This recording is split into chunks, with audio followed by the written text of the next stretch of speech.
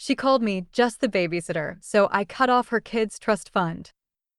3 words. That's all it took. Just the babysitter.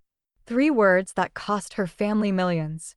Because in the fine print of a trust fund she thought she controlled, my name wasn't listed under employee, it was listed under executor. She thought she was firing the help. She never imagined she was provoking the trustee with the legal authority to lock down every single dollar, lock, stock, and barrel. This is how you turn a single insult into a lifetime of consequences. Hey, story lover! Welcome to the Narrative Hub, Reddit Stories.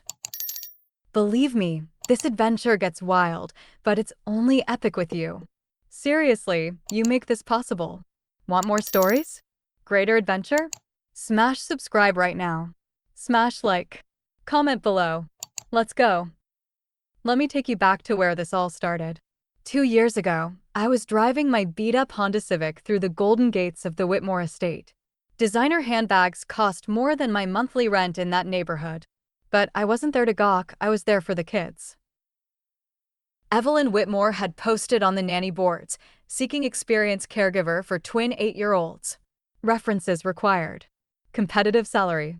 What she didn't mention was that competitive meant barely above minimum wage for watching two spoiled brats who treated staff like furniture. But here's what Evelyn never knew, and this is where it gets interesting. I wasn't just some random nanny desperately scrolling job boards. My last name? Blackwood. As in Blackwood Industries. As in the multi-billion-dollar empire that her late husband's family built their fortune on top of. Richard Whitmore had been my brother's business partner before the cancer took him at 42. Before he died, Richard did something that would change everything. He named me as the executor of his children's trust fund. Not his wife. Not his parents. Me. The woman who would one day be dismissed as just the babysitter. I took the job to watch over Sophie and Norman, not because I needed the money, but because I'd promised Richard on his deathbed that his kids would be protected. He'd seen how Evelyn was already eyeing remarriage prospects and blowing through the life insurance. He wanted someone he trusted controlling the purse strings. For 18 months, I bit my tongue. I watched Evelyn parade a string of boyfriends through that house while I made sure the twins did their homework. I cleaned up after her wine-fueled dinner parties while she complained to her friends about how the help was getting too comfortable. I tucked Sophie and Norman into bed while Evelyn was out at charity galas, posing for Instagram photos to maintain her image as the grieving widow. The kids started calling me Aunt Sue. I helped Norman through his anxiety attacks after losing his dad. I taught Sophie how to braid her hair when Evelyn was too busy with her personal trainer. These weren't just my charges, they became my family. But Evelyn? She saw dollar signs everywhere except in the right places. She started making noise about pulling the kids out of their expensive private school to budget better. She fired the longtime housekeeper who'd been like a grandmother to the twins. She even suggested selling Richard's classic car collection, the one he dreamed of passing down to Norman. The breaking point came on a Tuesday. Evelyn's latest boyfriend, Chad, yes, actually Chad, was moving in his exercise equipment. The living room looked like a CrossFit gym had exploded. Sophie was crying because her guinea pig had died, and Norman was having a meltdown because his safe space was being invaded by Chad's protein powder empire. I pulled Evelyn aside. The kids are struggling with all these changes. Maybe we could. She cut me off with a laugh that could freeze hellfire. Listen, Sue. I appreciate your concern. But let's be clear about something. You're just the babysitter. These aren't your kids. This isn't your house. And frankly, your opinion on how I raise my children isn't needed or wanted. The room went silent. Even Chad stopped flexing long enough to sense the tension. Sophie and Norman looked between us, their little faces crumpling with confusion. Just the babysitter, I repeated slowly. Is that what you think I am? Evelyn crossed her arms, designer bracelet catching the light. That's what you are. Don't forget your place. That's when I smiled.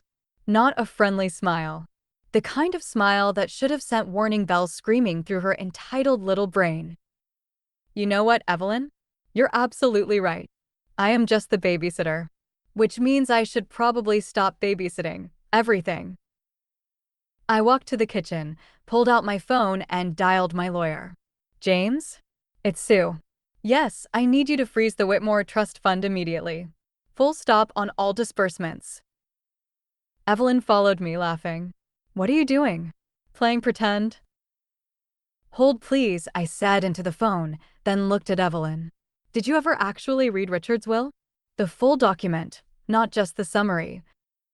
Her face faltered slightly. Of course I did. Really?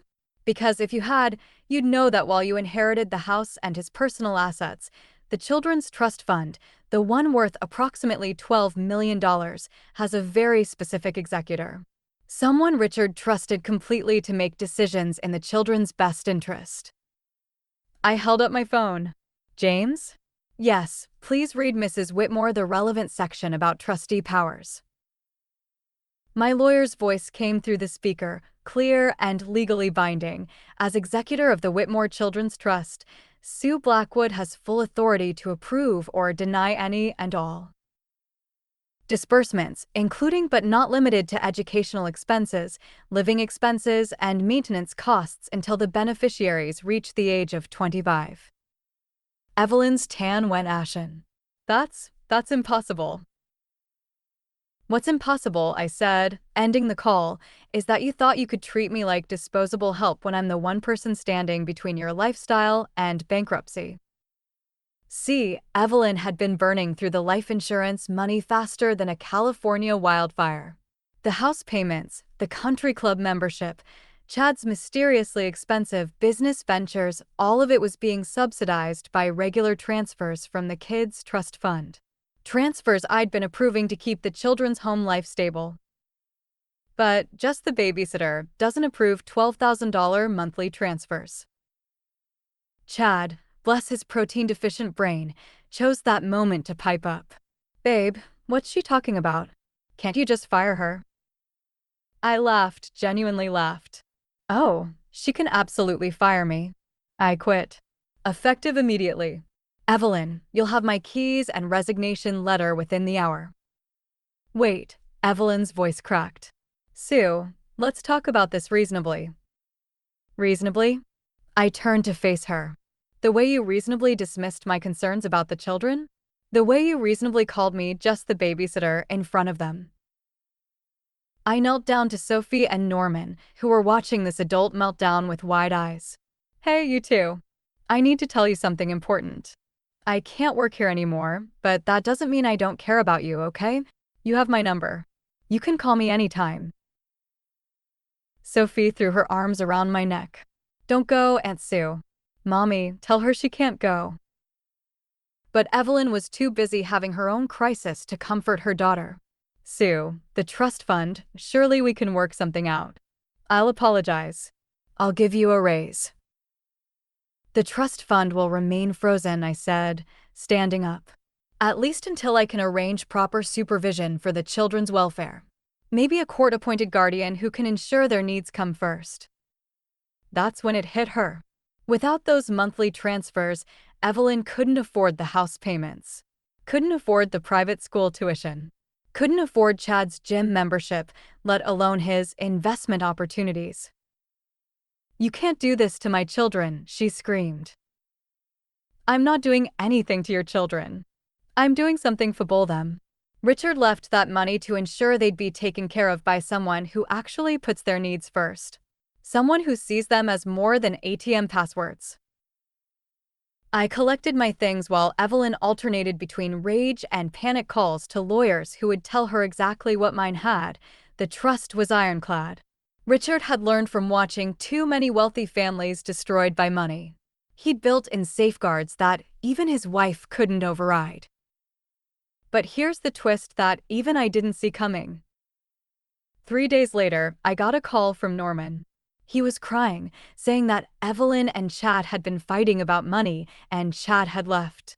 Evelyn was talking about downsizing and making sacrifices. Aunt Sue, he whispered into the phone, Mom said we might have to change schools and that it's your fault. But Sophie and I were thinking, Could we come live with you instead? That's when I realized Richard's real genius. He hadn't just made me the executor to control money, he'd positioned me to control custody if Evelyn proved unfit. And a mother who puts her boyfriend's needs above her children's stability, who treats the people caring for her kids like servants, who can't maintain a household without trust fund money she doesn't legally control. Family court would have some very interesting questions. I didn't answer Norman right away. Instead, I asked him to put me on speaker so Sophie could hear too. I need you both to know something. That trust fund? It's not frozen forever. It's frozen until I can make sure it's being used for what your dad intended, your education, your health, your happiness. Not your mom's boyfriends or fancy dinners. What does that mean? Sophie asked. It means, I said carefully, that if you're not happy where you are, if you don't feel safe and loved and taken care of, there are other options. Evelyn's voice came from somewhere in the background. Sue, please. We need to talk. But I wasn't talking to Evelyn anymore. I was talking to the two kids I'd raised for 18 months, who deserved better than being pawns in their mother's financial games. You two think about what would make you happiest, I told them. And remember, family isn't always the people you're related to. Sometimes it's the people who choose to love you every single day. The court hearing is next month. Evelyn's lawyer is arguing that I'm overstepping my authority, that freezing the trust fund is harmful to the children. My lawyer has a different argument, that the executor's job is to protect beneficiaries from financial exploitation, even by their own parents. The kids have already told the court-appointed advocate that they want to live with me. Evelyn's been scrambling to prove she can provide for them without the trust fund transfers. But her credit cards are maxed, the house is going into foreclosure, and Chad's mysterious business ventures turned out to be a pyramid scheme. Sometimes I wonder if Richard somehow knew this would happen. If he saw the woman his wife really was and made sure his children would have an escape route. Just the babysitter, she called me. But babysitters don't control multi-million-dollar trust funds. They don't have lawyers on speed dial. And they definitely don't have custody hearings that could permanently remove children from unfit homes. Evelyn thought she was dismissing the help. She never realized she was challenging the one person her late husband had trusted with everything that mattered most. The ultimate irony? By the time this is all over, I won't be just the babysitter anymore. I'll be their mom.